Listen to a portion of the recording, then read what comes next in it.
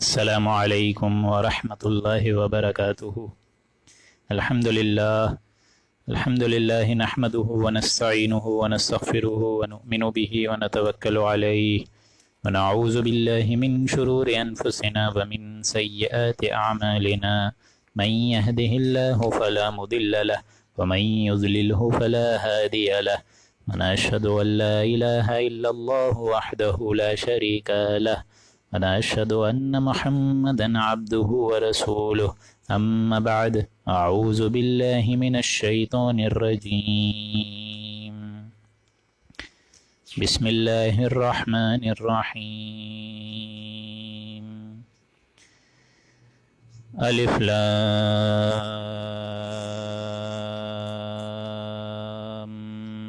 ميم را تلك آيات الكتاب والذي أنزل إليك من ربك الحق ولكن أكثر الناس لا يؤمنون الله الذي رفع السماوات بغير عمد ترونها ثم استوى على العرش وسخر الشمس والقمر كل يجري لأجل مسمى يدبر الأمر يفصل الآيات لعلكم بلقاء ربكم توقنون رب اشرح لي صدري ويسر لي أمري واحلل عقدة من لساني يفقهوا قولي اللهم إنك عفو كريم تحب العفو فاعف عنا اللهم لا تدع لنا في مقامنا هذا ذنبا إلا غفرته ولا هما إلا فرجته ولا كربا إلا نفسته ولا ديما إلا قضيته ولا مريضا إلا شفيته ولا ميتا إلا رحمته برحمتك يا عزيز يا غفار آمين يا رب العالمين۔ سامعین محترم، اب ہم اللہ کا نام لے کے سورہ رعد کا آغاز کرنے جا رہے ہیں، اور آج انشاءاللہ العزیز ہم لوگ اس کے 2 رکوع 11:30 سے پہلے مکمل کرنے کی کوشش کریں گے۔ جیسا کہ آپ سب حضرات کے علم میں ہے کہ اس سے پہلے قرآن مجید کے ان 14 صورتوں میں سے جو پہلا سب گروپ ہے، یعنی جو سلسلہ سورہ یونس سے آغاز ہوا ہے اور انشاءاللہ العزیز سورہ مومنون تک 18ویں پارے تک جو چلے گا تسلسل، اس کا جو پہلا سب گروپ ہے وہ ہم لوگ اللہ کے نام سے پڑھ چکے ہیں، جس میں 3 صورتیں آئی تھیں، سورہ یونس، سورہ ہود اور سورہ یوسف علیہ السلام۔ اب جا کے مزید 3 صورتیں آ رہی ہیں، سورہ رعد، سورہ ابراہیم اور سورہ حجر۔ تو وہاں 3 صورتوں کا ایک پہلا سب گروپ ختم ہوا، اور اب 3 گروپس کا جو دوسرا سب گروپ ہے، آج اللہ کے نام سے ہم لوگ سورہ رعد کا آغاز کر رہے ہیں۔ سورہ رعد جیسا کہ اپنی مضامین میں بہت جامع ترین ہے، اسی کے ساتھ ساتھ یہ قرآن مجید کی ان صورتوں میں شمار رکھتی ہے اپنا، جس میں التذکیر بآلاء اللہ کا ذکر ہے، یعنی اللہ کی نعمت، اللہ کی قدرت، اللہ کی صنائی، اللہ کے خزانے، اللہ کی نشانیاں، ایسی قدرت، صنائی اور نشانیاں جن کے ذریعے سے اللہ کو انسان پہچانتا ہے، مسلمان نہیں بلکہ انسان اللہ کو پہچانتا ہے، اللہ کی قدرتوں کے ذریعے سے، اللہ کے ناموں کے ذریعے سے، اللہ کی حکومت کے خزانوں کے ذریعے سے۔ تو لہٰذا یہ مدنی صورت ہے، اور اس میں 43 آیات ہیں اور 6 رکوع ہیں، تو ہم لوگ 2 رکوع کر کے بھی انشاءاللہ ختم کرنے کی کوشش کریں گے۔ تو بالخصوص ہم لوگ 3 دنوں کے اندر یہ جامع ترین صورت کا انشاءاللہ اختتام فرمائیں گے 2 دنوں بعد۔ تو میرے خیال سے اتنا کافی ہے، اور یہ غور میں رکھیے گا اپنے کے، اور ذہن میں رکھیے گا کہ یہ سورہ جو رعد ہے اس کا مطلب ہے بجلی، کڑک، ٹھیک ہے؟ اللہ کی بجلی، اللہ کی کڑک جو بارش کے اوقات میں آپ لوگ کو آسمانوں پر نظر آتی ہے، یہ بالخصوص اللہ کی رحمت بھی ہے، اور اللہ کی طرف سے ایک یوں سمجھیے کہ خوف اور طمع کی بھی ایک نشانی کا ذریعہ رکھتی ہے، اور لہٰذا یہ مدنی صورت ہے۔ تو اب حضور اکرم صلی اللہ علیہ وآلہ وسلم کو مکے میں 12 برس ہو چکے ہیں، اور اب مدنی صورت کا یہ شمار شروع ہو چکا ہے۔ تو یہ 12 برس جو مکے والوں کو دعوت، تبلیغ، انذار، ڈر سنانا، یہ سب اب وائنڈ اپ ہو چکا ہے۔ اب ان کی کنکلوڈنگ جو ایک اخلاق ہے اور جو ان کا یوں سمجھیے طریقہ کار ہے حضور اکرم صلی اللہ علیہ وآلہ وسلم سے، اس کو بھی جگہ جگہ یہاں پہ ایڈریس کیا گیا ہے۔ تو اب ہم لوگ بسم اللہ کرنے جا رہے ہیں. اعوذ باللہ من الشیطان الرجیم. بسم اللہ الرحمن الرحیم. الف لام میم را.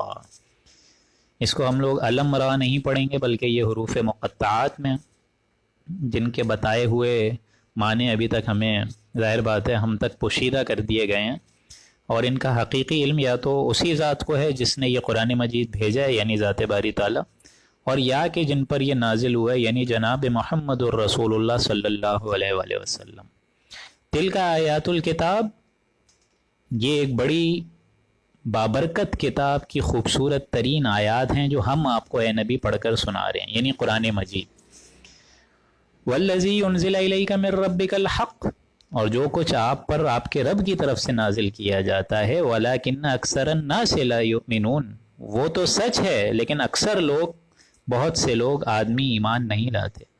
یعنی اے نبی جو آپ کو ہم نے شے دی ہے یعنی یہ قرآن مجید وہ بہت بابرکت شے ہے.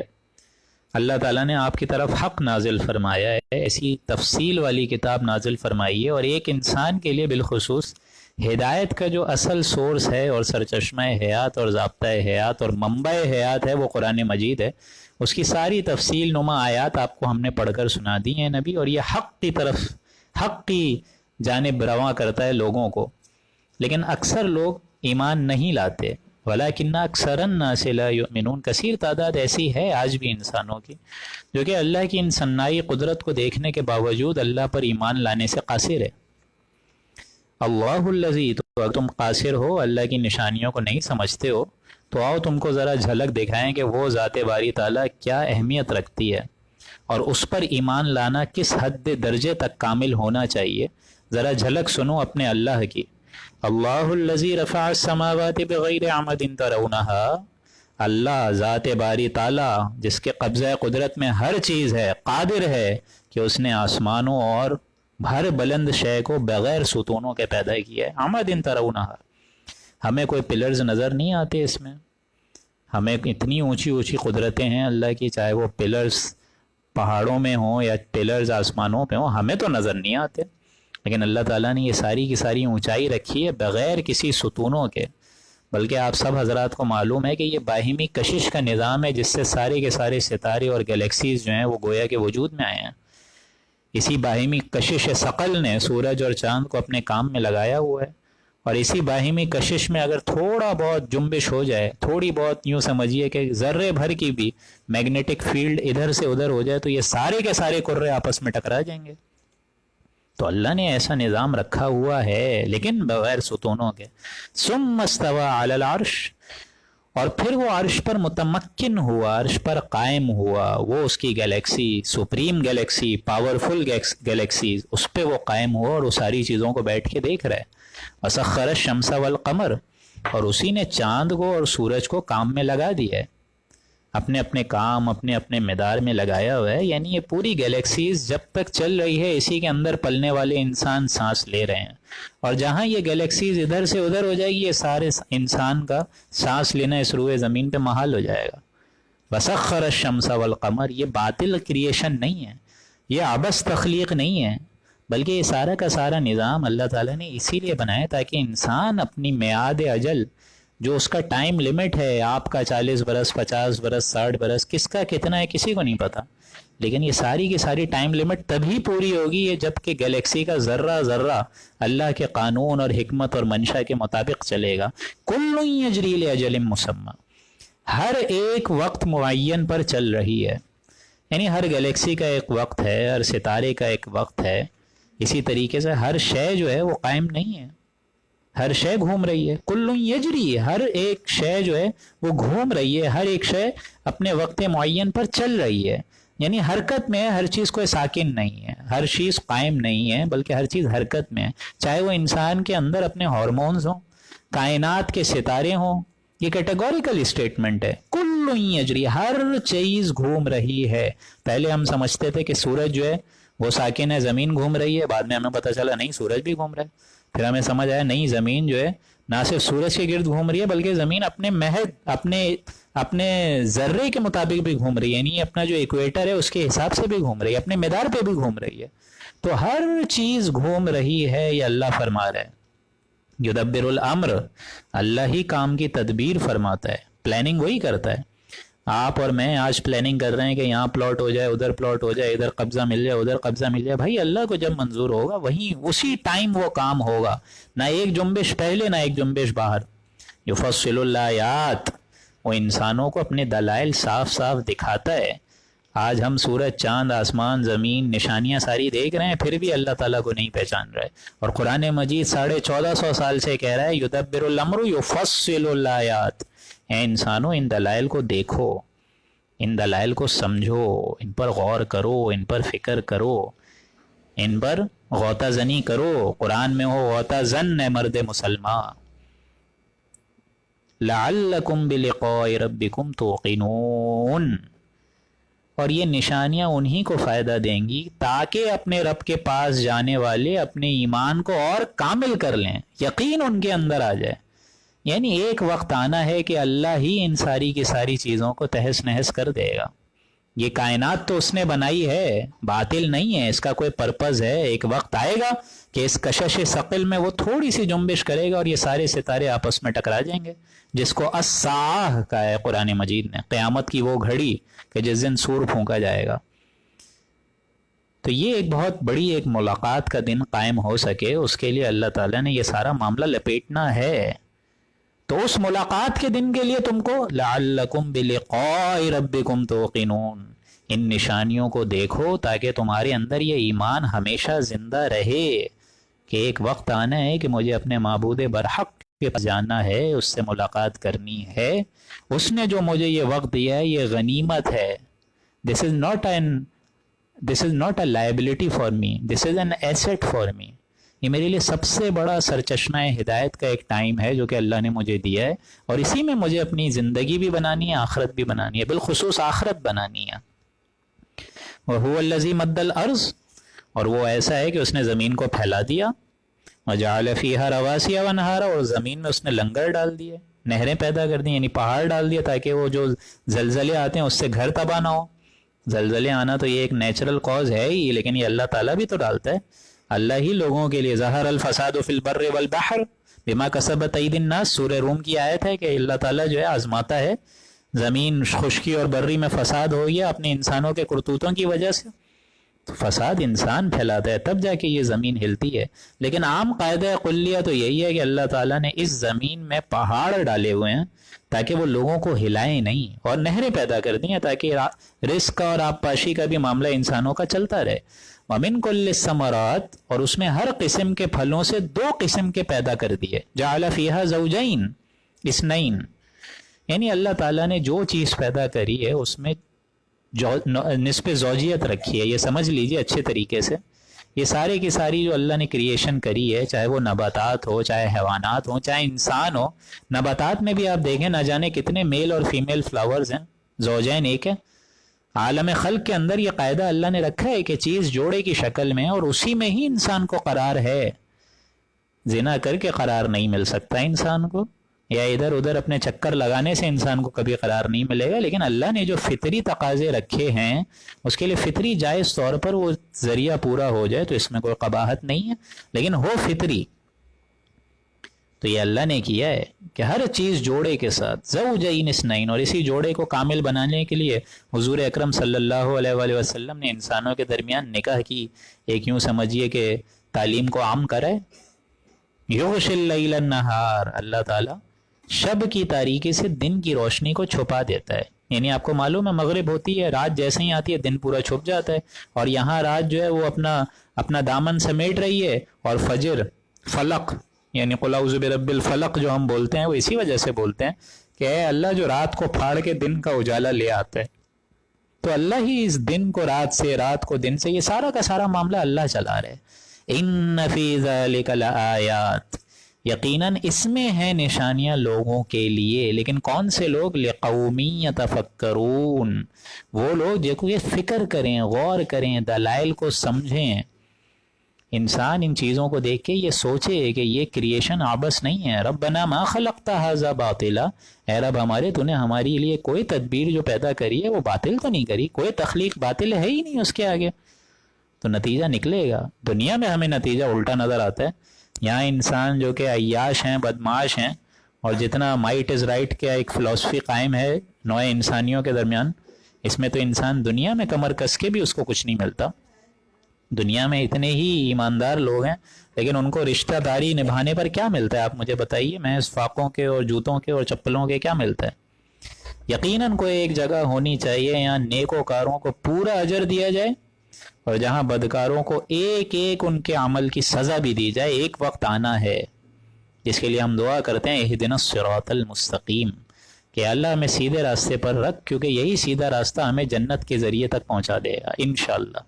تو دنیا میں تو آزمائشیں آئیں گی، تکلیفیں آئیں گی، لیکن یہ غور کرنے کے لیے کن لوگوں کے لیے؟ لقومی یتفکرون، جو کہ فکر کریں، غور کریں، جو کہ مادے کو ہی سب کچھ نہ سمجھ لیں، جو کہ یہ سمجھیں کہ there is nothing more real than that which cannot be heard and there is nothing more certain than that which cannot be seen. تو ایک معاملہ آنے والا ہے آخرت کا، اے انسانوں فکر کرو اس کی.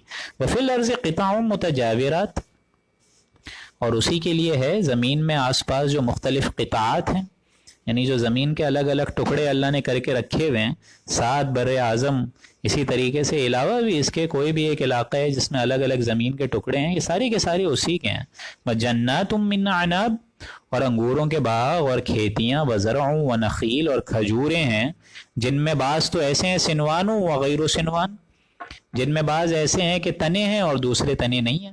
یعنی کھجور کے درخت ایسے بھی ہوتے ہیں کہ 2 تنے سے ایک ہی جڑ سے نکل رہے ہوں، اور ایسا بھی ہوتا ہے کہ ہر تنے کی اپنی اپنی جڑ ہو. یسقى بماء واحد، ایک ہی جڑ سے 2 کھجور کے درخت نکلتے ہیں لیکن پانی جو ہے اس سے دونوں سیراب ہو رہے ہیں. کتنی خوبصورت بات ہے.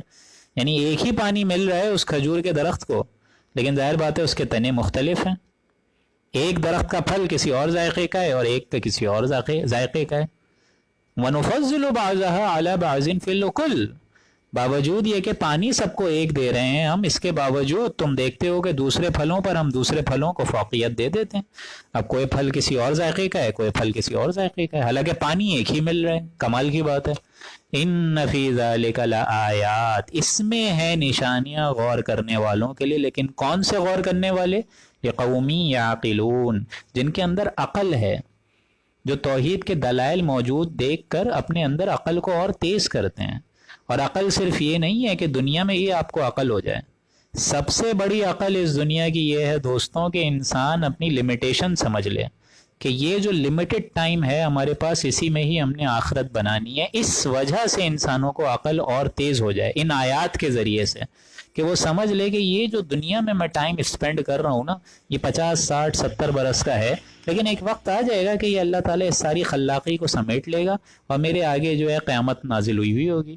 تو یہ سارے نشانیاں جو ہیں، ان فی ذالک لآیات لقوم یعقلون، یہ جو چاند، زمین، یہ جو سورج، اسی طریقے سے ستارے، گیلیکسیز، یہ ہر طریقے کی نسبت زوجین اللہ نے جو رکھی ہے نباتات میں، حیوانات میں، یہ ساری کی ساری نشانیاں ہیں ان لوگوں کے لیے جو کہ عقل رکھتے ہیں. یعنی ان نشانیوں کو دیکھو اور اپنے خالق کو پہچانو. جس طرح آپ لوگ پینٹنگ دیکھتے ہیں تو ظاہر بات ہے اس کے بعد کیا بولتے ہیں؟ پینٹر کی تعریف کرتے ہیں نا. تو اللہ نے پوری کی پوری یہ نیچرل بیوٹیز رکھی ہوئی ہیں جن کا ابتدائی ذائقہ آپ لوگ کو 4 آیات میں سمجھا دیا ہے. لیکن ان 4 آیات کے بتانے کے بعد جو اب بات آ رہی ہے وہ بڑی عجیب ہے، اس کو ذرا سمجھیے گا. وَإِن تَعْجَبْ فَعَجَبٌ قَوْلُهُمْ أَإِذَا كُنَّا تُرَابًا،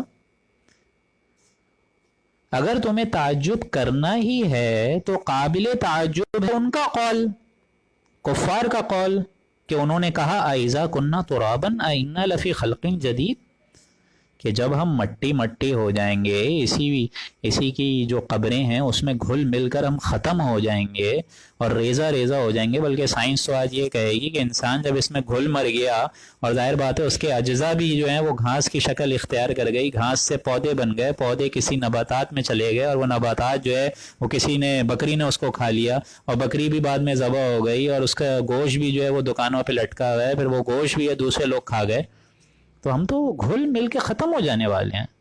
تو کہا انہوں نے اَإِذَا كُنَّا تُرَابًا أَإِنَّا لَفِي خَلْقٍ جَدِيدٍ، کہ جب ہم خاک میں گھل مل کر ریزہ ریزہ ہو جائیں گے تو کیا پھر پیدا ہو جائیں گے؟ اثر نو قیامت کے روز دوبارہ اللہ پیدا کرے گا؟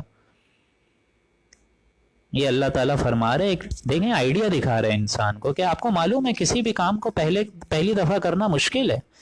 آپ لوگ ظاہر بات ہے ڈرائیونگ کرتے ہوں گے، بائک یا گاڑیوں پہ آتے ہوں گے، کافی جو میلز ہیں، آپ لوگ خود بتائیے دل سے کوئی بھی کام پہلی دفعہ کرنا آسان ہے کہ مشکل ہے نا؟ آپ لوگ کو پہلے اس کے نوز ہاؤس نہیں پتہ ہوتے، ایفس اینڈ بٹس نہیں پتہ ہوتے، لیکن اللہ جس نے انسان کو پیدا پہلے کر دیا ہے تو کیا وہ دوبارہ پیدا کرنا مشکل ہوگا؟ یہ تو بڑی معقول بات ہے کہ کوئی بھی کام پہلی دفعہ کرتا ہے انسان تو پھر پریکٹس ہو جاتی ہے اور ایسا ایسا وہ اپنے جو منج جاتا ہے ان سارے کاموں میں. تو اللہ تعالیٰ سے یہ کہہ رہے ہیں کہ اے نبی جب ہم خاک میں مل کر ریزہ ریزہ ہو جائیں گے اِنَّ لَفِي خَلْقٍ جدید، تو کیا قیامت کے روز ہم دوبارہ پیدا ہو جائیں گے؟ تو یہ دوبارہ پیدا کرنا کوئی تعجب والی بات نہیں، جتنی زیادہ ان کی یہ بات قابل تعجب ہے. ظاہر بات ہے اللہ جس نے یہ ساری کائنات بنائی، ہر شے کی تخلیق کری، اس کے لیے یہ تعجب کرنا کہ وہ دوبارہ کیسا پیدا کر دے گا، اس کے لیے یہ گمان کرنا کہ وہ دوبارہ کیسا پیدا کر دے گا، یہ قابل تعجب بات ہے. وَإِن تَعْجَبْ فَعَجَبٌ، اور میں اے محمد صلی اللہ علیہ وآلہ وسلم اگر یہ تعجب کر ہی رہے ہیں تو قابل تعجب ہے ان کا قول کہ اللہ تعالیٰ دوبارہ کیسے بنائے گا. اولئک الذین کفروا بربہم، یہ دراصل وہ لوگ ہیں جنہوں نے اپنے رب کے ساتھ کفر کیا، اس کی ملاقات سے کفر کیا، اس کے بتائے ہوئے رستے پر اپنی زندگی گزارنے سے کفر کیا. واولئک الاغلال فی اعناقہم، ایسے لوگوں کی گردنوں میں طوق ہوں گے قیامت والے دن، زنجیریں لٹکی ہوں گی، قیدیوں کی صورت میں یہ اللہ کے سامنے روبرو ہوں گے. واولئک اصحاب النار، ایسے لوگ دوزخی ہیں، ہم فیہا خالدون، رہیں گے وہ اس میں ہمیشہ ہمیشہ.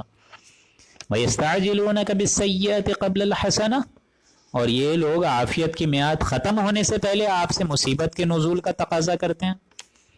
یعنی یہ لوگ جلدی مچا رہے ہیں برائی کی اچھائی سے پہلے. وہ جو یہ کفار کہتے تھے بڑے دھڑلے سے اور جسارت کے ساتھ اور ڈھٹائی کے ساتھ کہ 12 برس آپ کو ہو گئے محمد صلی اللہ علیہ وآلہ وسلم تو عذاب آ رہا ہے عذاب آ رہا ہے، کہاں آ رہا ہے عذاب تو ابھی تک آیا نہیں ہے، بس ہو گئی معاملات ختم. تو یہ مصیبت کے نزول کا تقاضا کر رہے ہیں، عذاب کی جلدی مچا رہے ہیں، بجائے یہ کہ اچھائی میں طلب کریں عذاب کی جلدی مچا رہے ہیں. وقد خلت من قبلہم المثلات، حالانکہ ان سے پہلے جو واقعات ہوئے ہیں وہ بھی عقوبت گزر چکی ہے. دیکھو جا کے قوم نوح، قوم ہود، قوم لوط، قوم سمود، ان کا کیا حشر اللہ نے کیا. وَإِنَّ رَبَّكَ لَذُو مَغْفِرَةٍ لِلنَّاسِ، اور یہ بات بھی یقینی ہے کہ آپ کا رب لوگوں کی خطائیں معاف کرتا ہے. اللہ تعالیٰ معاف کرتا ہے. اللہ دیر کر رہا ہے، وقت لگا رہا ہے، اس طریقے کا حصی معجزہ ان کفار کو نہیں دکھا رہا. یہ اس کی نرمی ہے، یہ اس کی شان غفاری ہے، یہ اس کی شان ستاری ہے. علی ظلمہم، ان کے ظلم کے باوجود اللہ ان کو معاف کر رہا ہے. ان گندے لوگوں کی بیجا حرکتوں کے باعث جو اللہ تعالیٰ فوراً عذاب لانے کی قدرت رکھتا ہے لیکن نہیں لا رہا اللہ. یہ اللہ کی نرمی ہے. اور آج کے انسانوں کے لیے بھی کافی گناہ ایسے آتے ہیں جن کے بارے میں علماء کہتے ہیں کہ انسان بڑے دھڑلے سے کر رہا ہوتا ہے اور زمین پہ بیٹھے ہوئے سارے فرشتے ہل جاتے ہیں اس جگہ سے کہ اب اس بندے پہ اللہ کا عذاب آنے والا ہے، گھبرا کے ہل جاتے ہیں اس جگہ سے، کھسک جاتے ہیں، لیکن اللہ معاف کرتا ہے. وَإِنَّ رَبَّكَ لَشَدِيدُ الْعِقَابِ، اور یہ بات بھی یقینی ہے کہ آپ کا رب سخت سزا بھی دیتا ہے. اللہ کی جہاں یہ شان غفاری ہے وہاں ساتھ ساتھ شدید العقاب بھی ہے. اللہ تعالیٰ واحد القہار بھی ہے. یہ باتیں بھی یاد رکھیں. یہ جو ہمارا کانسیپٹ بنا ہوا ہے نا کہ ہم کچھ بھی کر لیں تیرے محبوب کی امت میں سے ہیں، چاہے شرابی ہیں، زانی ہیں، ڈاکے کرنے والے ہیں، چور ہیں، یہ ساری چیزیں ہیں. ایمان کی وہ حصی معجزات والی کیفیات ہے ہی نہیں. یہ ساری چیزیں ہیں. ایمان ویسا ہے ہی نہیں کہ اللہ تعالیٰ اس پہ ہم لوگ کنوکشن والا فیتھ کر سکیں. ایسا ہم میں سے بہت کم لوگوں کو ہے. آٹے میں نمک کے برابر ہے یہ معاملہ. لیکن اس کے باوجود جو انسان گناہ کرتا ہے اس کے باوجود اللہ ان کو معاف کرتا رہتا ہے. وَإِنَّ رَبَّكَ لَشَدِيدُ الْعِقَابِ، یعنی اللہ تعالیٰ کی جہاں شان ستاری ہے، اللہ تعالیٰ کی یہ شان غفاری کے ساتھ ساتھ اللہ تعالیٰ کی پکڑ سے بھی انسانوں کو گھبراتے رہنا چاہیے. محض عقیدوں پہ اور محض امیدوں پہ، تِلْكَ أَمَانِيُّهُمْ، ان امیدوں پر اپنے آپ کو قیاس آرائی نہ کریں بلکہ اللہ تعالیٰ کی دونوں شانوں کو یاد رکھیں. وَيَقُولُ الَّذِينَ كَفَرُوا لَوْلَا أُنزِلَ عَلَيْهِ آيَاتٌ مِّن رَّبِّهِ، اور یہ کافر یوں بھی کہتے ہیں کہ ان پر کوئی حصی معجزہ کیوں نہیں نازل کیا گیا. کوئی حصی معجزہ آتا یہ خود کہتے ہیں کہ جبریل علیہ السلام جو ہے ان کو آ کے کلام پاک سناتے ہیں، تو ہمیں کیوں نہیں دکھاتے یہ حصی معجزہ؟ وہ ہمیں کیوں نہیں دکھاتے ایسا فرشتہ؟ یہ کہتے ہیں کہ جو ہے کلام پاک اللہ کی طرف سے آئے تو ایسی لکھی ہوئی سونے کے تاروں میں کتاب ہمیں بھی کیوں نہیں دکھاتے؟ تو یہ سارے معجزات تھے وہاں والے لوگوں کی طرف سے، یہ ساری ڈیمانڈز آتی تھیں کہ کیوں نہیں نازل کیا گیا؟ آیات من رب، ان کے رب کی طرف سے کوئی حصی نشانی معجزہ۔ انما انت منذر، اے نبی آپ ہیں صرف خبردار کرنے والے، وَلِكُلِّ قَوْمٍ هَادٍ، اور ہر قوم کے لیے ہم نے ہادی بھیجا ہے۔ یعنی اے نبی آپ کا کام ہے تبلیغ کرنا، ابلاغ کرنا، بشارت دینا، دعوت دینا، تذکیر دینا۔ کس کو کب ہدایت دینی ہے، کس کو کب ہلاک کرنا ہے، اس کی آپ فکر نہ کریں، یہ ہم جانتے ہیں اور ہم اس کو اسی حساب سے دیں گے۔ اسی لیے ہم لوگ نے پچھلی قوموں میں ہادی بھیجا، اسی طرح اس قوم کے لیے اے نبی آپ کو ہم نے ہادی بنا کر بھیجا ہے۔ یہاں اللہ کے فضل و کرم سے ایک رکوع مکمل ہوا، اب دوسرا رکوع ہم بسم اللہ کرنے جا رہے ہیں۔ 11:10 یا 12 ہو رہے ہیں اور ابھی ہمارے پاس 15 منٹ اور ہیں۔ اللہ یعلم ما تحمل کل انثی وما تغیض الارحام وما تزداد، یہ بھی بڑی اہم آیت ہے قرآن مجید کی، اور بالخصوص آج کے انسانوں کی۔ آج کے انسانوں سے مراد یہ کہ جو سائنسی حقائق کا جو ایک دھماکہ ہوا ہے، ایکسپلوژن ہوا ہے، کہ ہمیں نئی نئی چیزیں پتہ کرنے کو مل رہی ہیں۔ اور یہاں دیکھیں قرآن مجید کی یہ آیت ہے 1450 برس پہلے کی، آج سے 1450 سال پہلے کی یہ آیات ہیں۔ اس میں اللہ کیا فرما رہا ہے کہ ابھی سائنس اتنی ترقی یافتہ ہوئی نہیں تھی، اور ابھی تو یوں سمجھیے کہ بایولوجی اور مائکرو بایولوجی اور مائکروسکوپ کا کوئی کانسیپٹ ہی نہیں آیا تھا۔ تو وہاں اللہ فرما رہے اللہ یعلم ما تحمل کل انثی وما تغیض الارحام وما تزداد، اللہ خوب جانتا ہے جو کچھ کسی عورت کے اندر ہوتا ہے، ہر مادہ چاہے وہ انسان میں ہے یا جانور میں ہے، اللہ جانتا ہے کہ وہ کیا اٹھائے ہوئے ہے۔ وما تغیض الارحام، جو کچھ رحم میں ہے اللہ جانتا ہے۔ یعنی رحم میں کیا ہے، جب حمل بڑھتا ہے، آپ لوگ کو معلوم ہے پریگننسی ایڈوانس ہوتی ہے تو اس کے اندر رحم مادر جو ہے اس میں بھی انکریز ہوتا ہے سائز میں، اور ظاہر بات ہے جب رحم مادر جو ہے وہ ڈیلیور کر جاتا ہے اور لیبر کا پروسیس وجہ عمل ہو جاتا ہے تو وہ یوٹرس واپس ریگریس کرتا ہے، وہی رحم مادر واپس اس کے اندر جو اللہ نے فائبرو الاسٹک ایک پراپرٹی رکھی ہے، جو حضرات ڈاکٹر ہیں جو جانتے ہیں کہ یوٹرس کے اندر جو مائیومیٹریم ہے وہ ایکسپینشن کی پراپرٹی رکھتا ہے، اس کے آگے پیرامیٹریم ہے، انڈومیٹریل کیویٹی ہے اس کے اندر، یہ سارے حضرات جانتے ہیں۔ تو یہ جو معاملہ ہے کہ انسان عورت جو ہے وہ اپنے اندر کیا رکھی ہوتی ہے، ما تحمل کل انثی، جو کچھ کسی عورت کے اندر ہے حمل میں رہتا ہے وہ اللہ جانتا ہے۔ وما تغیض الارحام وما تزداد، اور جو کچھ رحم میں زیادہ ہوتا ہے یا کم ہوتا ہے اللہ اس کو بھی جانتا ہے۔ یعنی ڈیورنگ پریگننسی جو انسان بالخصوص جو عورت ہے وہ لے کر چل رہی ہے اس بچے کو، اللہ اس کو بھی جانتا ہے، اور جب عورت فارغ ہو جائے گی اس وجہ عمل سے، اس ڈیلیوری کے اس ڈیلیوری کے مشکل پروسیس سے، تو اللہ تعالیٰ اس کو بھی جانتا ہے۔ یعنی اللہ تعالیٰ کی نگاہ میں سب کچھ موجود ہے آنے واحد کی طرح۔ وَكُلُّ شَيْءٍ عِندَهُ بِمِقْدَار، اور ہر شے اللہ کے نزدیک ایک خاص اندازے سے مقرر ہے۔ یہ بھی آیت بہت اہم ہے اور بہت کم لوگوں نے اس پر غور کیا ہے دوستوں، کہ اللہ تعالیٰ فرما رہا ہے کہ ہر چیز کا ہم نے ایک اندازہ رکھا ہے۔ بہت اہم آیت ہے یہ۔ ہمارے اندازے کیا ہیں کہ ہر کام جلد از جلد ہو جائے، شادی ہوئی ہے فوراً بچہ ہو جائے ورنہ گھر والے سوالات کریں گے۔ اسی طریقے سے شادی ہو گئی ہے تو کتنا ٹائم اور لگتا ہے بچہ ہونے میں، اس پہ طرح طرح کے سوالات انسانوں کی طرف سے ہوتے ہیں، جس کی وجہ سے میاں اور بیوی پریشان رہتے ہیں آج کے زمانے میں۔ بالخصوص یہ جو سوالات ہوتے ہیں رشتہ داروں کی طرف سے اور جو پوائنٹس کسے جاتے ہیں، سوچنا چاہیے دوستوں کہ جب انسان کے ہاتھ کچھ ہے ہی نہیں تو سوال کیسا؟ جب میرے اور آپ کے ہاتھ میں کچھ ہے ہی نہیں تو سوال کیسا؟ یہاں اللہ اپنے اوپر لے رہا ہے کہ ہر شے کے لیے ہم نے ایک وقت رکھا ہے، اندازہ رکھا ہے، ٹائم لمٹ رکھی ہے، مقدار رکھا ہے، مقرر وقت رکھا ہے۔ یعنی کب پریگننسی ہوگی کب نہیں ہوگی یہ انسانوں کے ہاتھ میں نہیں ہے۔ اللہ تعالیٰ چاہے تو بغیر انٹر کورس کے بھی اللہ تعالیٰ جو ایک پروسیس ہے بچے ہونے کا، کہ ماں اور باپ کا جو نطفہ ملاپ ہونے سے ایک زائگوٹ اور ایمبریو بنتا ہے، اللہ تعالیٰ اس کے علاوہ بھی کر سکتا ہے۔ یہی معاملہ اللہ تعالیٰ نے کیا نا حضرت مریم کی اولاد حضرت عیسیٰ میں، کہ ان میں باپ کا دخل نہیں ہے، اور ان سے بھی بڑھ کر آپ دیکھیے حضرت آدم علیہ السلام کا کہ مٹی کا گارا بنایا، اللہ تعالیٰ نے پھونک ماری اور وہ مٹی کا گارا جو ہے وہ حضرت آدم، اور اس حضرت آدم سے ہی ان کی پسلی سے بی بی حوا کو بنا دیا۔ تو اللہ تعالیٰ کی تخلیق میں تو یوں سمجھیے کہ ٹائم لمٹ ہے ہی نہیں۔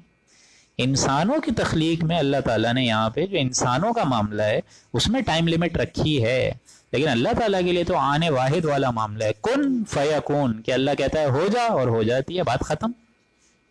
تو ہر شے کا یہاں یہ مطلب نہیں ہے کہ صرف پریگننسی کا، بلکہ ہر شے جو انسان پلاننگ کرتا ہے نا، پلاننگ کہ میں یہ اس وقت کروں گا، یہ اس ٹائم کروں گا، یہ ہماری پلاننگ ہوتی ہے، لیکن اللہ کی جو پلاننگ ہوتی ہے وہ بالخصوص، اس میں تو کوئی شک ہی نہیں ہے کہ وہی سب سے اچھی ہوتی ہے۔ اور اس کی اگزامپل میں آپ کو اپنی رکھ کر دیتا ہوں، اور بسا اوقات میں نے یہ دی بھی ہے کہ جب ہمارا بھی میڈیکل میں نہیں ہو رہا تھا، ڈاک، کے ایم ڈی سی، کہیں پہ بھی، لیکن اللہ تعالیٰ نے آخری کھڑکی اللہ کے فضل و کرم سے لیاقت نیشنل ہاسپٹل کھول دی، اور اسی میں دیکھیں اللہ تعالیٰ نے سارے معاملات رکھے، والدین کا علاج اسی میں، بھائی بہنوں کا علاج اسی میں، بالخصوص ہماری اہلیہ کا بھی اسی میں ہی، اور اللہ تعالیٰ نے جو اولاد عطا فرمائی وہ بھی لیاقت نیشنل ہاسپٹل میں ڈیلیور ہوئی۔ اس ٹائم اگر ہم یہ سوچتے کہ کہاں پہ ہو رہا ہے ایڈمیشن، پتہ ہی نہیں چل رہا ہے، اور کہیں پہ ادھر ادھر دھکے لگ رہے ہیں، کہیں پہ کچھ نہیں ہو رہا، تو ظاہر بات ہے اس سوچ میں اور اس سوچ میں فرق ہے۔ اللہ تعالیٰ اپنے ہر بندے کے لیے اعلیٰ ظلمہم، ان کی بیجا حرکتوں کے باوجود وہ ایک تو معاف کرتا ہے، لیکن ساتھ ساتھ اللہ تعالیٰ ہر ایک شے کے لیے اندازہ بھی رکھتا ہے کہ میرے بندے کو کب مجھے کیا دینا ہے یہ میں زیادہ اچھا جانتا ہوں، تو لہٰذا انسانوں کو اس میں اپنی پلاننگز اور اپنی منشا اور اپنی عقل کو ترجیح نہیں دینی چاہیے۔ عالم الغیب، وہ تمام پوشیدہ اور ظاہر باتوں کا جاننے والا ہے، والشہادہ الکبیر المتعال، وہ سب سے بڑا ہے، بلکہ یوں کہیے کہ وہ متکبر ہے۔ آگے چل کے آپ لوگ پڑھیں گے کہ تکبر کرنے کا جو حق ہے، جو سوٹ جس ذات کو تکبر کرتا ہے وہ صرف اور صرف اللہ ہے، کسی بندے پر یہ اچھا نہیں لگتا۔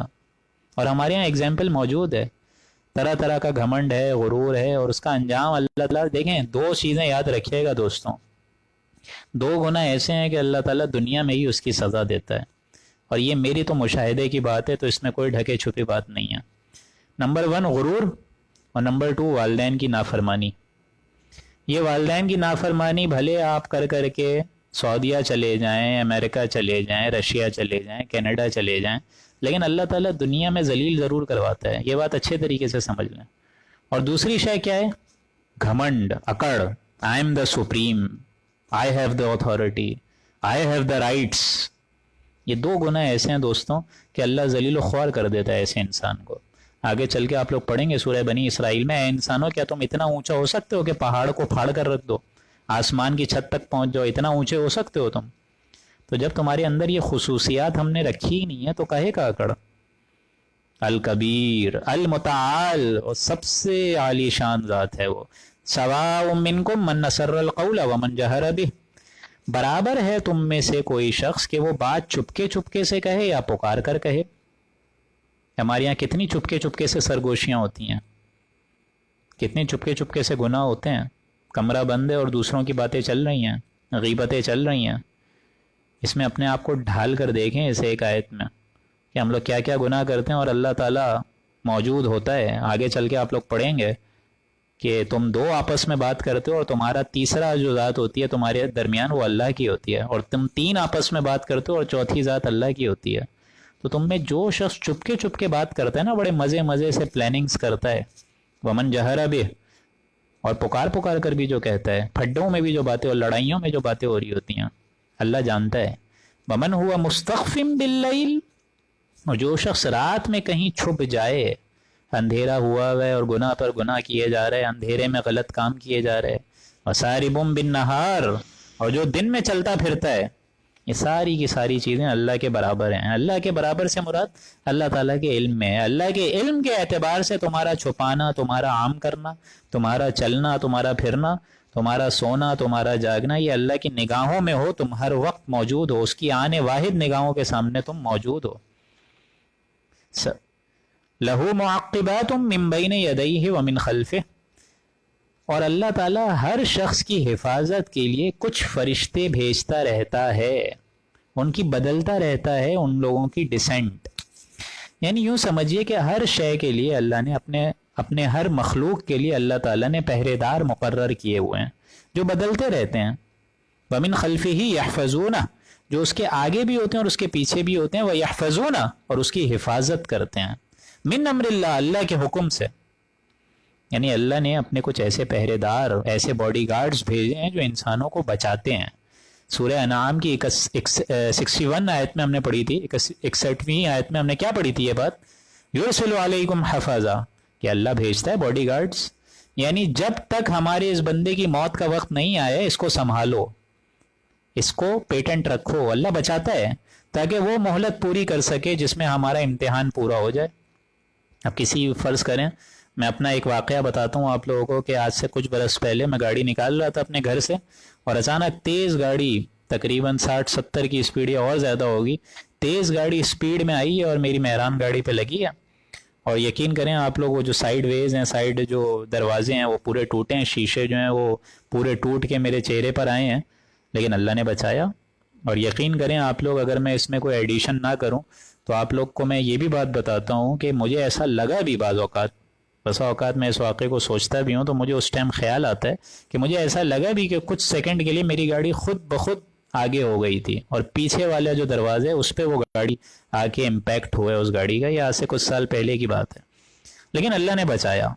اور وہاں سے ہمیں پتہ چلا کہ یہ معاملہ اللہ تعالیٰ ہی نے اپنے ذمے لیا ہوا ہے، اللہ نے ہی اپنے ذمے لیا ہوا ہے کہ کسی بھی انسان کو بچاتا ہے وہ، تاکہ اس کی مہلت جب تک پوری نہ ہو سکے اس کا امتحان باقی رہے کہ ابھی اس کو ٹائم دو، لہٰذا وہ حفاظت کرتا ہے.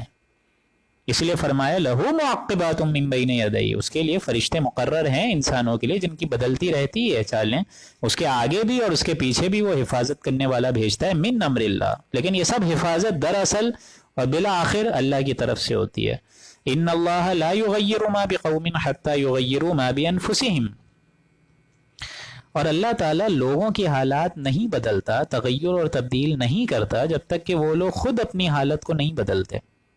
یعنی یہ اللہ کا معاملہ ہے، جب تک قوم اپنے جیوں کو درست نہ کرے، بانفسہم، دیکھیں الفاظ ہیں بانفسہم، اپنی جانوں کو، اپنی نیتوں کو، اپنی تدبیروں کو، اپنی پلاننگز کو، اپنی ایلوکیشن آف انرجیز اور ایلوکیشن آف ٹائم کو جب تک وہ اللہ کی راہ پر نہیں لگائیں گے، اللہ تعالیٰ ایسی قوم کو کبھی نہیں چینج کرے گا، بلکہ الٹا غلط حکمران ان پر مسلط کر دے گا، جیسا کہ آج ہوا ہے. خدا نے آج تک اس قوم کی حالت نہ بدلی، نہ ہو جس کو خیال آپ اپنی حالت کے بدلنے کا. آپ کی معنوی حقیقت اگر بدل جائے گی تو اللہ سے بھی آپ کا معاملہ اور اللہ بھی آپ سے معاملہ درست کر لے گا، بلکہ مزید اچھا کر لے گا. تو یہ معاملہ ہے کہ ہمیں خود چینج ہونا ہوگا. وَإِذَا أَرَادَ اللَّهُ بِقَوْمٍ، اور جب اللہ تعالیٰ کسی قوم سے ارادہ کر لیتا ہے، سوء، اگر کسی انسان یا پوری قوم پر کوئی مصیبت ڈالنا چاہے، فَلَا مَرَدَّ لَهُ، تو اس کو ہٹانے والی کوئی صورت نہیں ہوتی. اللہ نے آج پوری نوع انسانی کو اس کورونا پینڈیمک کی وبا میں ملوث کر دیا ہے، تو اب اس سے نکالے گی صرف ذات باری تعالیٰ. اور ہم لوگ اگر آج یہ نعرہ لگائیں کہ کورونا سے لڑنا نہیں ہے، ڈرنا نہیں ہے بلکہ لڑنا ہے، تو اللہ کی مخلوقات اور اللہ تعالیٰ کی تدبیر اور اللہ تعالیٰ کی چالوں سے لڑنا نہیں ہوتا، ڈرنا ہی ہوتا ہے، ڈرنا ہی ہوتا ہے، اور توبہ اور استغفار کرنی ہوتی ہے. وَمَا لَهُم مِّن دُونِهِ مِن وَالٍ، اور کوئی خدا کے سوا ان کا مددگار نہیں رہتا. یعنی یہ وبا بھی اللہ ہی اپنی شان غفاری اور شان ستاری سے ہٹائے گا، کیونکہ 1 سال ہو چکا ہے، کافی کروڑوں انسان اس میں ملوث ہو چکے ہیں، لاکھوں اس میں ہلاک ہو چکے ہیں، اللہ کے سوا ان کا کوئی مددگار نہیں رہتا. اور کافی حکومت کے بڑے بڑے افسر آج ہمیں نظر آتے ہیں ٹی وی سیٹس پر، کمپیوٹر سیٹس پر، کہ وہ باقاعدہ رو رہے ہیں اور اللہ تعالیٰ کی طرف دیکھ رہے ہیں کہ اللہ تو ہی مدد نہیں کرے گا تو ہماری ساری پالیسیز، ہمارے ساری ایجنسیز ناکام ہو گئی ہیں اس پر. هو الذی یریکم البرق خوفا وطمعا، اور وہی ہے اللہ جو تم کو بجلی دکھلاتا ہے جس میں ڈر بھی ہوتا ہے اور امید بھی ہوتی ہے. یعنی ڈر اور امید کے درمیان ہمیں اپنا معاملہ رکھنا ہے، یہ سمجھ لیجیے اچھے طریقے سے. وہی دکھاتا ہے امید سے اور خوف سے. یعنی ہو سکتا ہے امید ہے، طوفان ہے تو ظاہر بات ہے آگے ایک امید بھی ہے کہ شاید بارش ہو جائے، فصلیں ہماری لہلہا جائیں، اور ہو سکتا ہے طوفان ہے، کوئی آفت آنے والی ہے پوری نوع انسانی پر یا کسی خاص خطے پہ، تو خوف بھی ہے. تو اسی خوف اور طمع میں انسانوں تمہیں بھی اللہ تعالیٰ کو پکارنا ہے اسی خوف اور تما میں. اور یہ یاد رکھو خوف ہی خوف میں نہیں پکارنا اور تما ہی تما میں نہیں پکارنا، بلکہ اگر خوف میں پکارو گے تو اللہ کی رحمت سے نا امیدی ہو جائے گی، اور اگر صرف امید میں پکارو گے تو غلط شکوک اور شبہات میں اپنی زندگیوں کو ملوث کر لو گے کہ اللہ بڑا شان غفار ہی والا ہے، اللہ تعالیٰ بڑی شان رحمت والا ہے. تو اللہ تعالیٰ جہاں شان غفاری اور شان رحمت کا بھی مظہر رکھتا ہے وہاں اللہ تعالیٰ شدید العقاب بھی ہے، ذی الطول بھی ہے، اللہ تعالیٰ حساب بھی لے گا. وَيُنْشِئُ السَّحَابَ الثِّقَالَ، اور وہ بادلوں کو بھی بلند کرتا ہے جو پانی سے بھرے ہوئے ہوتے ہیں، یعنی بھاری بوجھل بادل جب جہاں جا کے کسی جگہ برستے ہیں تو پورا جو واٹر سائیکل ہے اس کو بھی کھول کے رکھ دیا. وَيُسَبِّحُ الرَّعْدُ، اور رات جو اوپر اترتی ہے وہ بھی بحمد، وہ اس کی پاکی بیان کرتی ہے. یعنی رات سے مراد میں نے کیا بتایا، وہی بجلیاں کڑکیاں جو کڑک آتی ہے بارش کے دوران. آپ لوگ کو معلوم ہے ابھی جو اگست ستمبر میں ہوئی ہے کتنی خطرناک طوفانی بارش، تو ہر کڑک جو ہوتی ہے وہ اللہ کی حمد بیان کرتی ہے. والملائکۃ من خیفہ، اور اس کے دوسرے جو فرشتے ہیں وہ بھی خوف سے تسبیح کرتے ہیں، اللہ کی حمد و ثنا پکارتے ہیں. وَيُرْسِلُ الصَّوَاعِقَ فَيُصِيبُ بِهَا مَن يَشَاءُ، تو وہ بجلیاں ڈال دیتا ہے، گرا دیتا ہے، جس پر چاہتا ہے گرا دیتا ہے. ابھی ہمیں معلوم ہے کراچی کے علاقے میں کچھ علاقوں میں بجلی گری اگست میں، تو یہ اللہ تعالیٰ گرا دیتا ہے. مَن يَشَاءُ، جس پر چاہتا ہے گرا دیتا ہے. وَهُمْ يُجَادِلُونَ فِي اللَّهِ، اور وہ لوگ اللہ کے بارے میں جھگڑتے ہیں، جدال کرتے ہیں، مجادلہ کرتے ہیں. وَهُوَ شَدِيدُ الْمِحَالِ، حالانکہ وہ بڑا شدید قوت والا ہے. یعنی کفار کو اتنی ساری نشانیاں دیکھنے کے باوجود نہیں اضافہ ہوتا مگر کفار کے وہم میں، کفاروں کے شکوک و شبہات میں، اور کفاروں کی معاشیت اور معصیت اور ناپسندیدہ زندگی میں ہی اضافہ ہوتا ہے، اور کچھ نہیں ہوتا. حالانکہ ان آیات کو تو دیکھ کر اللہ تعالیٰ پر ایمان اور زیادہ ہونا چاہیے لوگوں کا. لہو دعوت الحق، یہ بھی بہت اہم آیت ہے. لہو دعوت الحق، اس کا پکارنا ہی حق ہے. اس کے مراد دو معنی ہیں. یعنی اس کو پکارا گیا تو واقعی کسی ہستی کو پکارا گیا جو کہ قادر ہے کہ تمہاری دعا کو نہ صرف سنے بلکہ قبول بھی کرے اور اس کا تمہیں ریٹرن بھی کرے. باقی اللہ کو پکارنے کے علاوہ اللہ کے سوا کسی اور کو پکارو گے تو وہ تو تمہاری کسی بات کا جواب ہی نہیں دے سکتے ہیں، چاہے وہ اولیاء اللہ ہوں، چاہے وہ بڑے بڑے بزرگان دین ہوں، چاہے شیخ عبد القادر جیلانی صاحب ہوں. جو اللہ تعالیٰ کے علاوہ جس کو بھی پکارو گے وہ تو خود زیر زمین ہے، وہ تمہاری کہاں ہیلپ کرے گا. خود ذرا عقل کے ناخن لو، اللہ کو پکارو جو کہ قادر ہے تمہاری دعا سننے کے لیے، قبول کرنے کے لیے. تم کس کو پکار رہے ہو جو نہ سن سکتے ہیں نہ بول سکتے ہیں. لہو دعوت الحق، اس کو پکارنا ہی حق ہے. اور دوسرا مطلب کیا ہے، جس کی طرف وہ بلا رہا ہے، وہ بات دے رہا ہے، وہ دعوت دے رہا ہے، وہ حق ہے. وہ دعوت دے رہا ہے کہ میری بندگی کرو، وہ دعوت دے رہا ہے کہ میرے راستے پر چلو، وہ دعوت دے رہا ہے کہ اس قرآن مجید کو صحیح سے تھام لو. والذین یدعون من دونہ، اور جو لوگ اللہ کے سوا دوسروں کو پکارتے ہیں، لا یستجیبون لہم بشیء، وہ انسانوں کی کوئی پکار نہیں سن سکتے. کوئی ابس ہے، یہ ذل ہے، یہ پکار سن ہی نہیں سکتے بشیء، کسی بھی چیز کی. الا کباسط کفیہ الی الماء لیبلغ فاہ وما هو ببالغ. ہاں، اس کی اگزامپل یہی ہے کہ انسان اپنے دونوں ہاتھ پانی کی طرف پھیلا لے، سمندر کے آگے آپ سارے کھڑے ہو جائیں، فاہ وما هو ببالغ. حالانکہ وہ سمندر اس کے منہ میں آٹومیٹک تو آئے گا نہیں. جیسا کہ یہ ایک آبس ہے کام، پانی کے آگے آپ ہاتھ پھیلا کر بیٹھ جائیں تو پانی خود بخود آپ کے منہ تک تو نہیں آئے گا نا. ایسے ہی اللہ کے سوا کسی کو بھی پکارنا بے مقصد ہے، اس کی کوئی حقیقت نہیں ہے. وما دعاء الکافرین الا فی ضلال، اور کافروں کی درخواست ان کے جو معبود ہیں وہ ضلال ہیں، گم ہو جانے والی دعائیں ہیں ان کی. ان کا کوئی حقیقت سے کوئی آشنائی ہے ہی نہیں، ان کا کوئی مقصد ہے ہی نہیں. یہ ساری دعائیں جو ہیں وہ گم ہو جاتی ہیں، ایسے ہی ہوا میں تیر رہی ہوتی ہیں. وَلِلَّهِ يَسْجُدُ مَن فِي السَّمَاوَاتِ وَالْأَرْضِ، اور اللہ ہی کے سامنے سب کے سب سروے سجود ہیں، جتنے آسمانوں میں ہیں جتنے زمین میں ہیں. طوعا وکرہا، چاہے وہ خوشی سے اللہ کے آگے سجدہ کریں چاہے مجبوری میں کریں، سجدہ ہر کوئی کر رہا ہے. کفار جو ہیں وہ بھی جانتے ہیں کہ اللہ ہی معبود برحق ہے، جانتے ہیں، مانتے ہیں. ایسا نہیں ہے کہ اللہ اور خالق کو نہیں جانتے، وہ ان کے شرکا اور یہ جو کانسیپٹ آ گیا دیوی دیوتا کا، اس وجہ سے ان کے عقیدے بگڑ گئے. تو وہ بھی مجبوری میں تو اللہ کو تسلیم کر ہی رہے ہیں. طوعا وکرہا، اور آمادگی کے ساتھ بھی انسان کر رہا ہے. انسان وظلالہم بالغدو والآصال، ان کے سائے بھی صبح اور شام اللہ کے آگے سروے سجود ہوتے ہیں۔ صبح ہے، مشرق سے سورج اٹھ رہا ہے تو زمین میں بھی سایہ ہے، وہ بھی سجدہ کر رہا ہے، اور یہاں مغرب ہوئی ہے پھر زمین پر سایہ ہے، وہ بھی سجدہ کر رہا ہے۔ یہ آیت سجدہ ہے، اس پہ بالخصوص آپ لوگ سجدہ کر لیجئے وضو کر کے۔ قل من رب السماوات والارض، اے نبی آپ کہیے کہ آسمانوں اور زمینوں کا پروردگار کون ہے؟ یہ دیکھیں وہی سرچنگ انداز جس طرح ہوتا ہے کہ آنکھ ڈال کے تم خود بتاؤ آسمان اور زمین کو کس نے بتائے؟ قل اللہ، وہ کہیں گے اللہ نے بنائے۔ قل افاتخذتم من دونه اولیاء لا یملکون لانفسهم نفعا ولا ضرا، تو اے نبی آپ ان سے کہیے نا کہ کیا پھر بھی تم نے خدا کے علاوہ دوسرے معبود بنا لیے ہیں، دوسرے مددگار بنا لیے ہیں، دوسرے حمایتی بنا لیے ہیں، دوسرے کارساز بنا لیے ہیں؟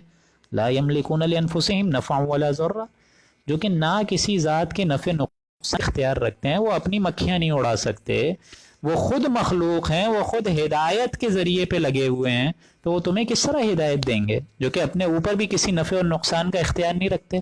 قل هل يستوي الاعمى والبصير، تو آپ خود بتائیے اے نبی، ان سے ذرا پوچھئے، آپ یہ بھی تو کہیے کہ کیا اندھا اور آنکھوں والا برابر ہو سکتا ہے؟ ایک شخص ہے جس کو اپنی منزل پوری کی پوری نظر آ رہی ہے، اس کے اندر قوت باطنی بھی ہے اور قوت رحلی بھی ہے، ساری چیزیں ہیں اس کے اندر، اور اس کو اپنی منزل سامنے نظر آ رہی ہے، تو کیا یہ برابر ہو جائے گا اندھے کے؟ البصیر، اندھے اور آنکھیں والے برابر ہو جائیں گے؟ ام هل تستوی الظلمات والنور، کیا تاریکی اور روشنی برابر ہو جائے گی؟ اندھیرا اور یہ اجالا برابر ہو جائے گا؟ ایک انسان اندھیرے میں اپنی زندگی گزار رہا ہے، اس کے اندر حسد ہے، بغض ہے، عداوت ہے، کینہ ہے، انتقام پرستی ہے، دشمنی ہے، اور ایک شخص ہے جو کہ عدل و انصاف کے ساتھ زندگی گزار رہا ہے، نماز روزوں پر بھی قائم ہے، اللہ تعالیٰ کے دین کی ساری اہم اجزاء کو بھی سمجھ کے اس کو آگے پھیلا رہے، اور جنت کے حصول کے لیے بالخصوص تن من دھن کی بازی لگا رہے، تو کیا یہ دونوں برابر ہیں؟ ام جعلوا للہ شرکاء خلقوا کخلقہ فتشابہ الخلق علیہم، یا انہوں نے اللہ کے ایسے شریک قرار دے دیے ہیں کہ انہوں نے بھی کسی چیز کو پیدا کیا ہو جیسا اللہ نے پیدا کیا ہے، فتشابہ الخلق علیہم، پھر ان کو تو پیدا کرنا ایک سا معلوم ہو جائے۔ یعنی یہ سارا کا سارا معاملہ جو ہے یہ اللہ نے بنایا ہے، یہ خود جانتے ہیں کہ ساری کی ساری چیزوں کو اللہ نے بنایا ہے، ان کو تو مغالطہ ہو گیا ہے، حالانکہ وہ جانتے ہیں کہ کل کی کل شے اللہ نے بنائی ہے، تو یہ کس طریقے کا عیب ڈال رہے ہیں اللہ پہ کہ اللہ جیسی مخلوق یہ بھی بنا لیں؟ ایسا ہو ہی نہیں سکتا۔ فتشابہ الخلق علیہم، کہ ان کو پیدا کرنا ایک سا معلوم ہو، نہیں، اللہ نے جو تدبیر کری ہے، اللہ نے جو مخلوق کری ہے، اللہ نے جو مخلوق کا ٹائم لمٹ رکھا ہے وہ برابر ہے، اور اس کی ذات تک کوئی رسائی حاصل نہیں کر سکتا۔ لا حول ولا قوت الا باللہ۔ قل اللہ خالق کل شیء، اے نبی آپ ان سے فرمائیے کہ اللہ ہی ہر چیز کا خالق ہے، مالک ہے، رازق ہے، ہر شے کی بقا اور وجود اسی وجہ سے قائم ہے۔ وَهُوَ الْوَاحِدُ الْقَهَّارُ، اور اللہ تعالیٰ واحد ہے، اکیلا ہے اور قہار ہے، غالب ہے، اور پورے طریقے سے اپنے بندے پر چھایا ہوا ہے۔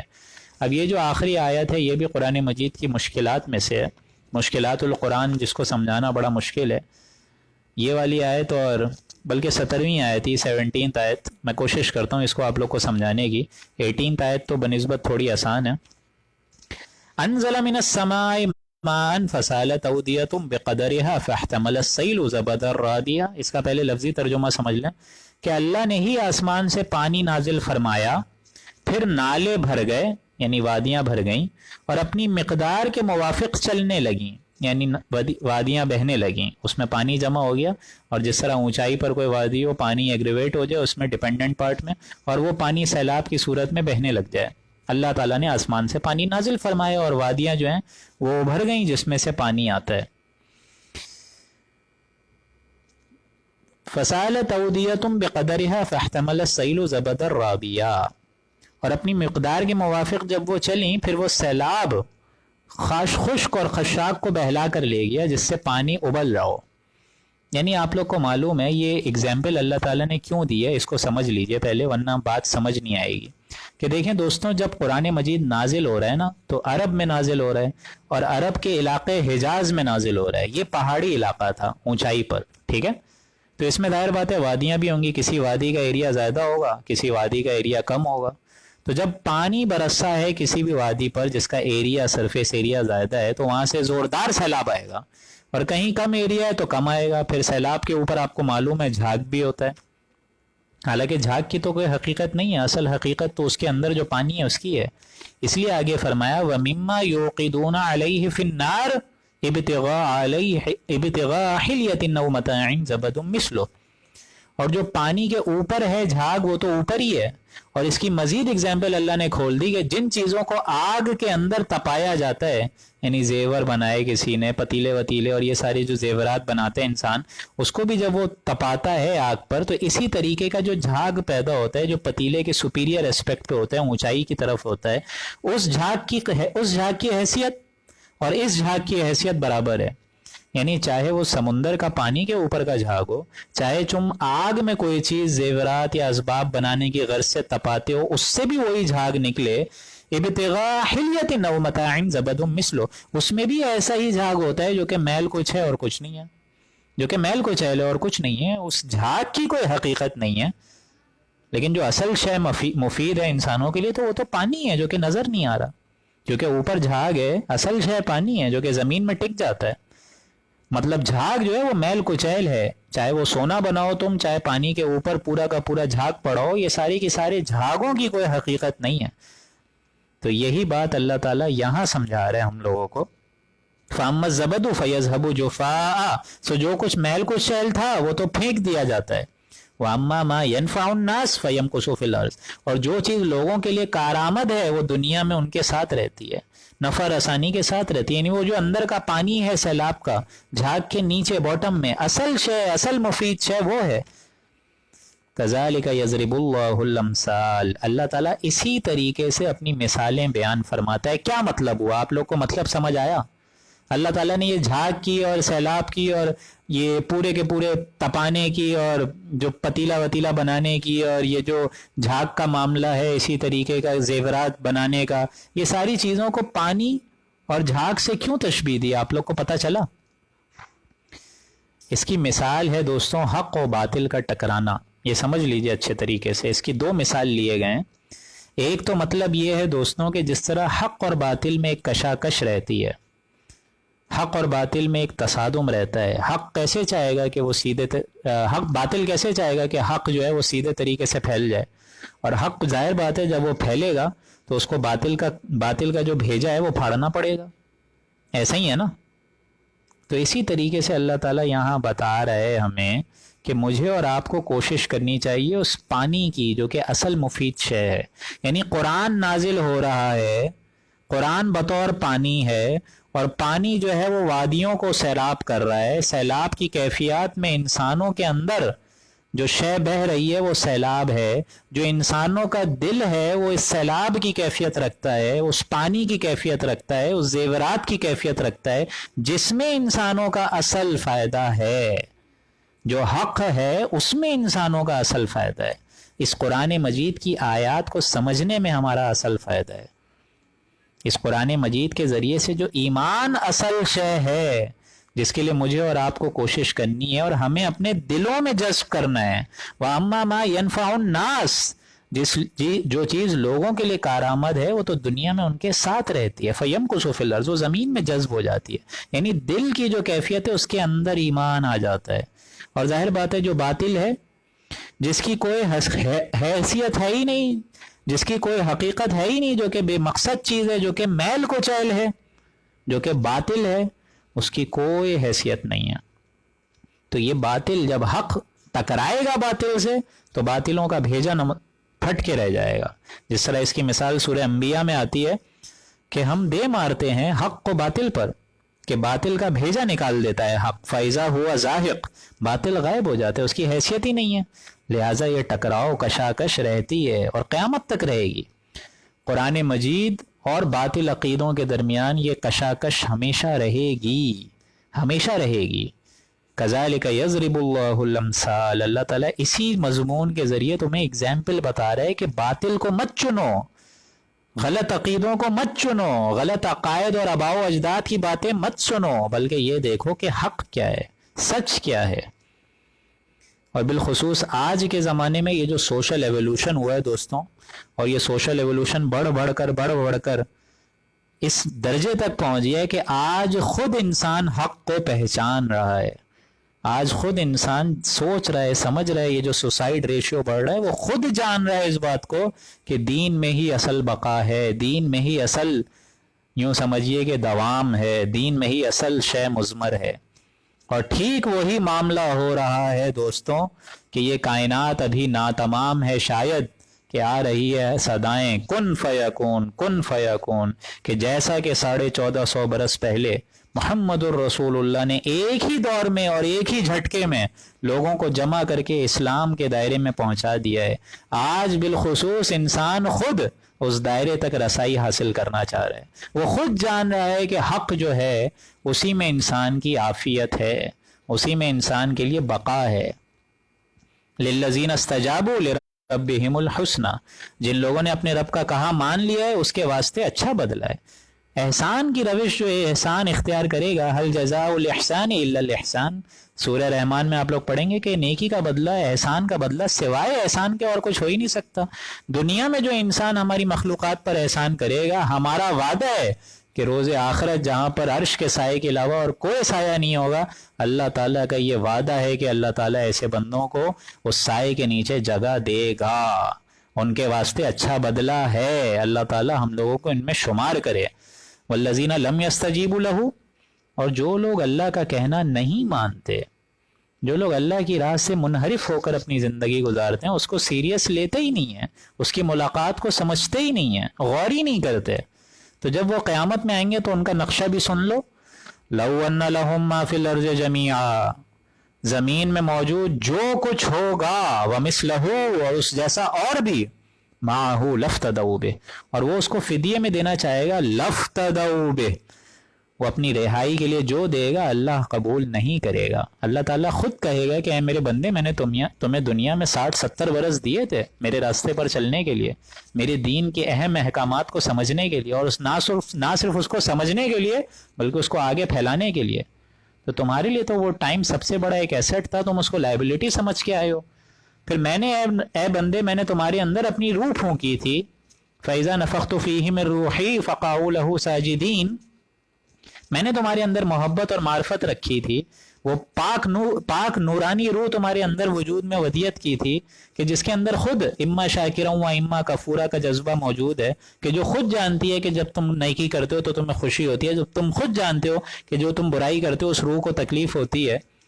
پھر ان تمام چیزوں کے لیے ہم نے قرآن مجید بھیج دیا، اور ان تمام چیزوں کی تکمیل، ایگزامینیشن میڈ مور ایزی ہو گیا کہ ہم نے رسولوں کو بھیج دیا۔